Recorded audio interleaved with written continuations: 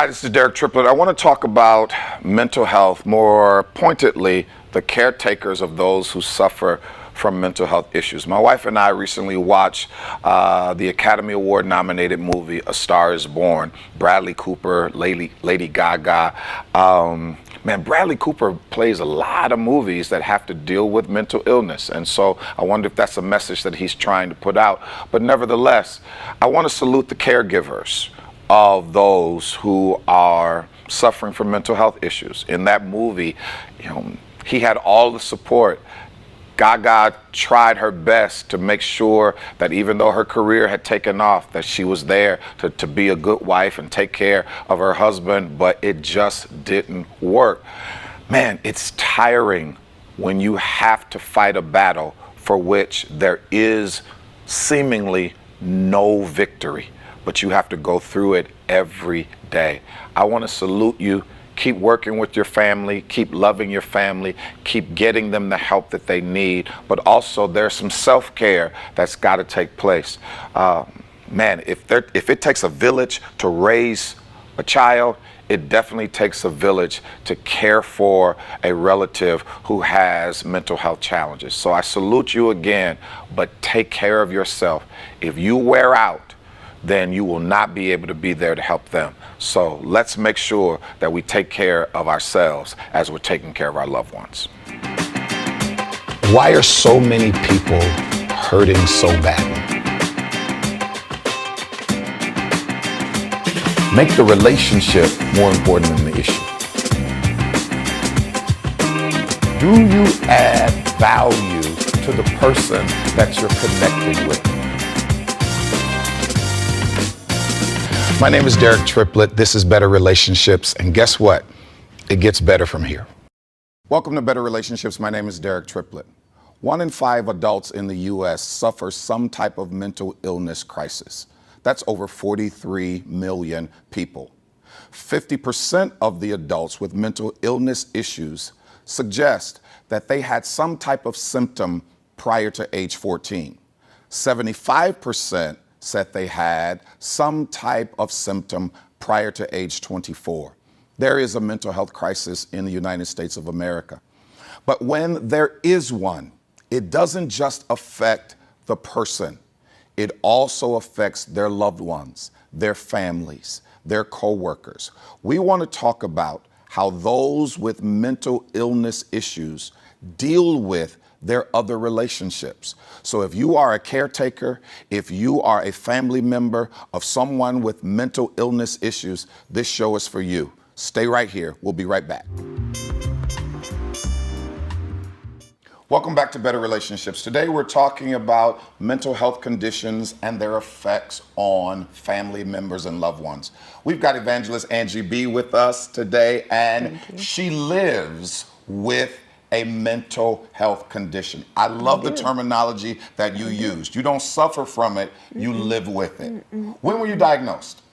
Well, I don't know that I've officially had a date. I know that in high school there was an issue where I was hospitalized, and my parents were gravely concerned because I was the all-A student and active in the community, and there were issues. And so but the initial diagnosis came, I believe, in 2006 after my first suicide attempt. Okay. And that's when they gave it a name, major depressive disorder. Major depressive disorder. That was and the what first one. are the symptoms of it? Well, symptoms are different for everybody. For me, extreme insomnia, sometimes there's paranoia, sometimes there's an overly aggressive behavior that comes from me, which can be challenging for my relatives and anybody around me. But a severe feeling of drowning, and especially because I'm also asthmatic. So sometimes I'm trying to determine, okay, am I really struggling to breathe, or is it something different? And so my symptoms are different. My husband likes to tell people, don't stress my wife out. You know, kind of like the Incredible Hulk. Don't stress her out. You know, so you don't like her when she gets stressed out. And so for me to operate at the capacity that I am now is only by the grace of God, because I could be here 1 minute and over there in the corner the next. And that was after the second suicide attempt. After the third suicide attempt, which is where I wrote my book, they added the diagnosis of generalized anxiety disorder. Okay. And that, coupled with major depression, is just a nice soul food dinner. It's just, Yeah, you've listed a hodgepodge Yes. of things that you live Yes, with, yes. things that you manage. But you're also a wife. I try to be. Proverbs 31:10, when he lets me. You're a wife, you're a mother. Yes. You are an evangelist. And Correct. so you are not isolated. So whatever you're living with, your loved ones live with as well. Tell me about that. Well, initially in high school, I think my father would have said it was just difficult on the whole family, my sisters, my mother, because, here was this kid, college scholarship, full ride, everything, and then she just collapses. So I believe from my parents' point of view, and my mother is no longer here, but I believe it'd be safe to say from her point of view, maybe she thought she pushed me too much. Okay. Because I was the president of this youth council, I was president of that, and vice president. And so she, family members tend to take some blame. So do you think your parents felt guilt? I think my mother did. Okay. My father, because we don't talk about things like that. Okay. I think it was just a little more difficult for him to kind of figure, hey, what's going on? Okay, I'll let my wife deal with it. Right. Let me just kind of go to work. But after in the state of Florida, they will Baker Act you when you are a danger to yourself or someone else. So after that first hospitalization, it had to come to me to figure out how to talk to my children who were in middle school and approaching high school and looking at, okay, this is what's going on with mom. Okay. Parts of it runs in the family. And so, not to scare you, but we've got to be able to talk about these things. And my youngest, who is now 25 years old, she was the one who would come and say, okay, Mom, I have counted your pills and you didn't take your medicine. Right. And Mom, when's the last time you took a shower? And you still got broccoli in your teeth from yesterday. Okay. And so it's those coping skills for the basic foundation. So many people say, well, if you were feeling suicidal, how come you didn't call me? And how come? We don't want to. We don't know how to.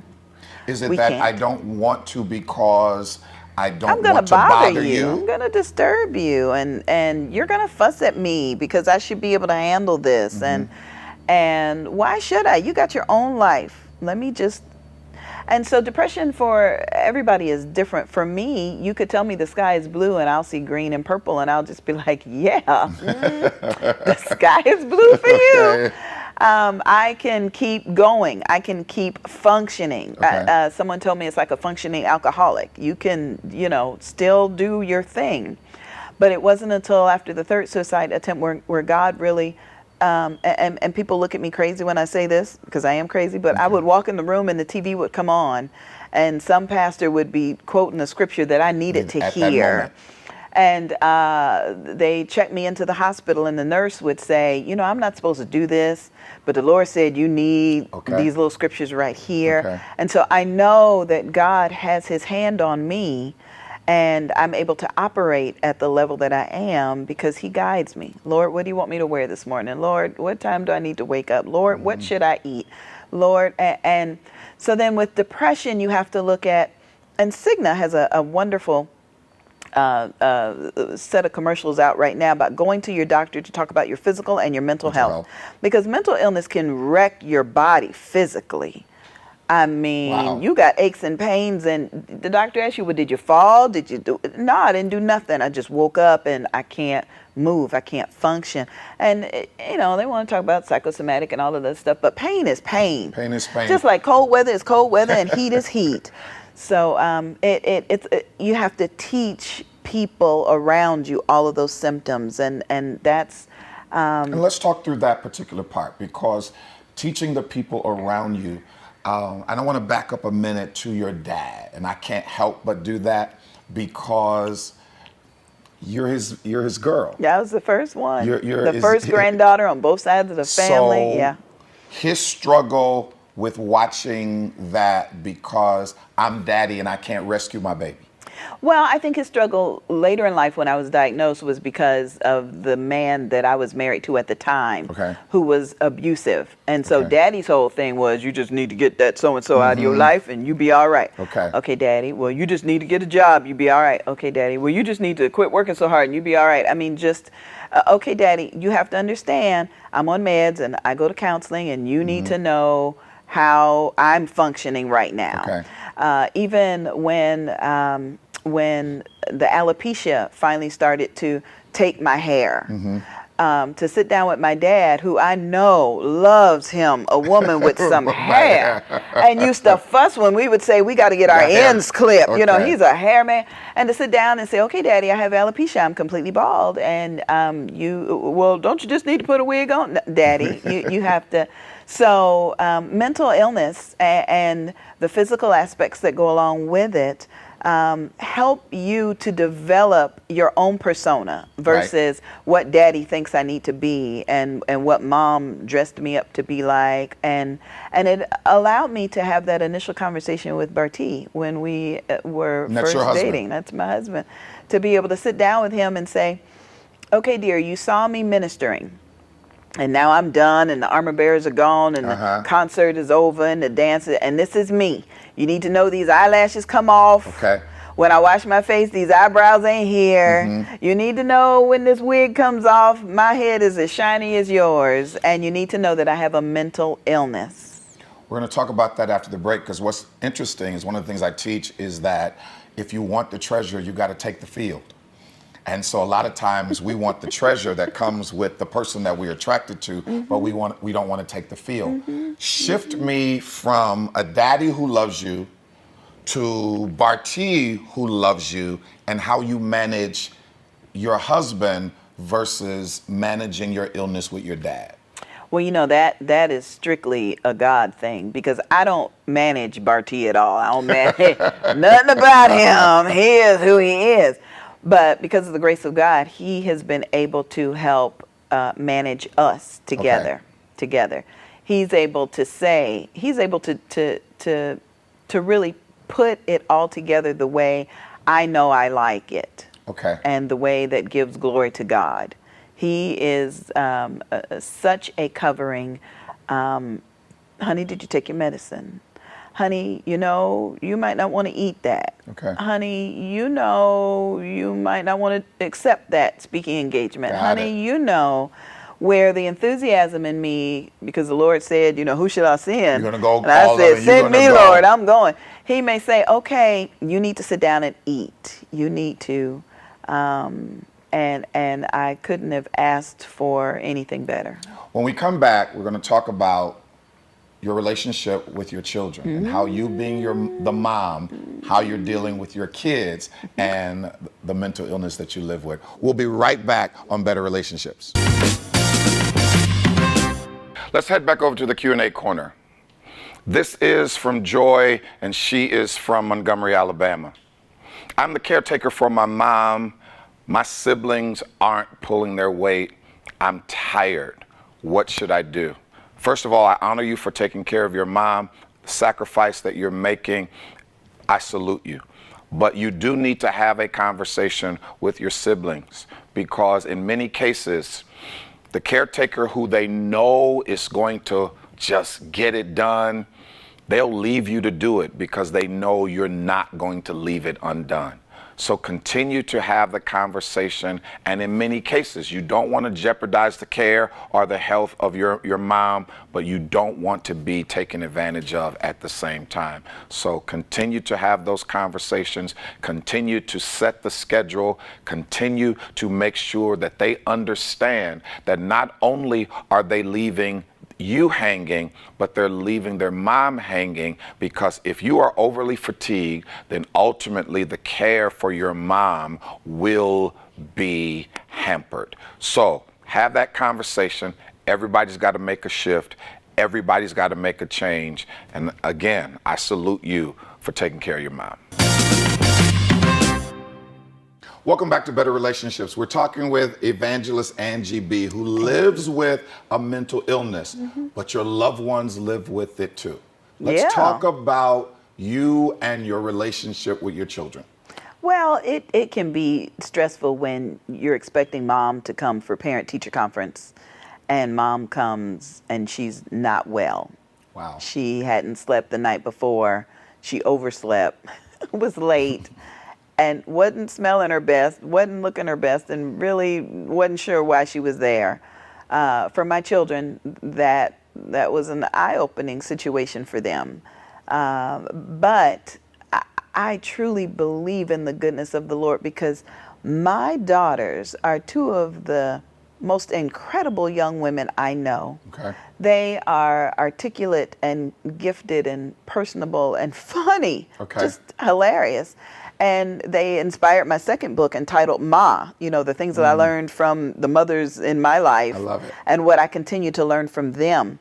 But just yesterday we were on webcam and I was eating something and my eldest said, "What are you eating?" I said, "Banana bread." "Mom, that's just like cake. You don't want to eat." "Oh, I forgot." Okay. "When's the last time you had a nap?" Oh, okay, it might be. And so were able to learn that, okay, when mom is not herself, let me call and make a payment arrangement on the utility bill until mom is okay. When they were younger, they were able to learn how to drive when they weren't supposed to, because mom needed to get, to where she needed to be. I also dealt with high blood pressure and out of control type 2 diabetes, which both have been resolved. But my daughters were able to recognize the other physical symptoms that were exacerbated because of my mental illness. What was one of the tough moments for them? When everybody thought, okay, she's been on her meds for about 6 months, they're doing all right, she's sleeping, she's eating, and then there was another attempt at suicide. And then they were like, okay, we got to get this fool out of mom's life, because she can't cope under this pressure. I was with a pastor at the time that believed that the wife is supposed to set the tone of the house. So if something isn't going right, it's the wife's fault. Wow. My kids were like, okay, they took control and said, okay, we got to get mom. How old were they at that time? Oh man, my eldest wasn't even 17 yet, and they were maybe 16 and 14. Maybe. They really started doing research. Thank God for Google, you know. They were able to look and see how they could better help me and help our situation as we were being evicted from places and living in extended stay hotels. They learned some major coping skills. Because sometimes when you have a mental illness, you just need to be still and know that He is God and recoup. And that means you may not be able to work. You may not be able to take care of your children. You can be lucky if you can get to a food bank. You just need to be. How did they become so stable in the middle of all of this instability? Well, when I was good, I would drag them to church. And when I was when I couldn't work, I attempted to build a business. And a lot of times you go as a vendor to different church events. And so they had to work the vendor table. And so I heard a joke. My kids were on drugs because I drug them to church. And so they learned, this is the day the Lord has made. Let us rejoice. And we attempt to rejoice together. Other than that, I don't know how they made it, because I was over here somewhere. So God raised them. The other women that were in their lives supported them, because I raised my children in Florida and my entire family's in Detroit, Michigan. Wow. So it was the village that raised them, and God's grace and goodness, because what they know now, I don't know who taught them. I can see the pride in your eyes. Oh, they are incredible. They are. What do you say to families who are dealing with the same thing? You're going to get mad, because at some point the person with the diagnosis is going to think, well, I don't need to be on meds anymore. I don't need to go to counseling. All I need, and you're going to be frustrated, because they're going to be doing just fine, and then they're going to have to come back home. You're going to have to go pick them up. You're going to have to, but that is what family does. That's what the body does. That's what we all do. We can't criticize government workers now because the government is closed. We got to scoop them up. We got to take care of them. We can't criticize the homeless. We can't. We can't criticize the battered woman. We have to be there for them. So for families, you got to be there for them. Family is powerful. Oh, You've built yes. an amazing family. You've got an amazing story, and you serve an amazing God. God is good. He's You good. serve an amazing God. He's good. Listen, it can happen. It can happen in your family, but it's tough. But Evangelist Angie B has just told us you can make it, and not only make it, you can strive. We'll be back. This is Better Relationships. Wow, what an amazing story. I have some guests on this show that I just want to keep talking to, and I know you want me to keep talking to them. Listen, mental health is a reality. It can happen to all of us, and you've got to develop a plan to deal with it. Some days are good, some days are bad, other days are awful. But guess what? You serve an awesome God that can do some incredible things. So do what you need to do to build your family. Don't live in isolation. Don't live apart from your family. And then family members, we step up. And as my granny used to say, just get it done. I'm Derek Triplett. This is Better Relationships. And guess what? It gets better from here. My work is not possible without the support of a tremendous family. We are not a perfect family. We have our scars and our stains. But being a triplet is a great honor to me, and I take pride in it. I want to thank my wife, my children, my parents, and my brother and sisters for their support and their encouragement. I also have some close friends who really want to see me win. I want to thank them for helping to keep me going. Without them, I couldn't be here for you.